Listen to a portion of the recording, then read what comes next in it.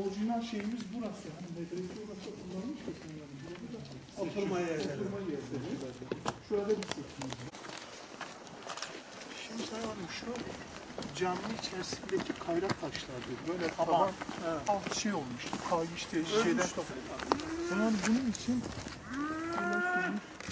çıktı da ama böyle hani yanmış şeklinde.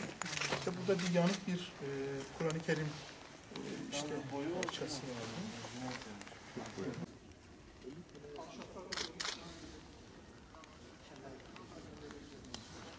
Evet.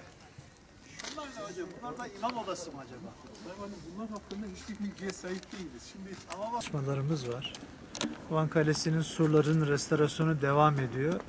İlave ihalemiz de tamamlandı. Şu anda malzeme tedariğini müteahhit devam ettiriyor ama havalar soğuduğu için imalatı durdurduk. İnşallah Mart'ta başlayacak. İhalesi yapıldı. Paramız var.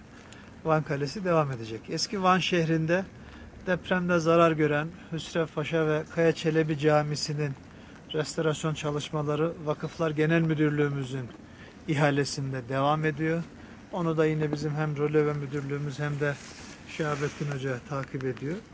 Hem de buradaki Horhor Camii de yine Vakıflar Genel Müdürlüğü'nün bir ihalesi.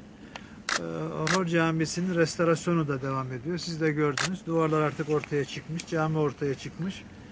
Burada da hava koşulları dolayısıyla şu anda inşaata ara verilmiş durumda. Biz bir son durumunu görmüş olduk. İnşallah burası da Mart'ta başlayıp hem Horhor Camisi'ni hem Hüsrev Paşa hem de Kaya Çelebi'yi Ramazan'a yetiştirmeye çalışacağız.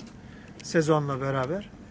Büyük bir sorun olmazsa inşallah üçünü de Ramazan'a yetiştirip tekrar bu eski Van şehrini deprem öncesinde olduğu gibi Ramazan'da şenlendirmek istiyoruz. Acelemiz var onun için. Biraz acele ediyoruz. İnşallah yetişir. Burayı kazı yapan hocaya da bakanlıktan gelen arkadaşlara da aynı şeyi söyledik.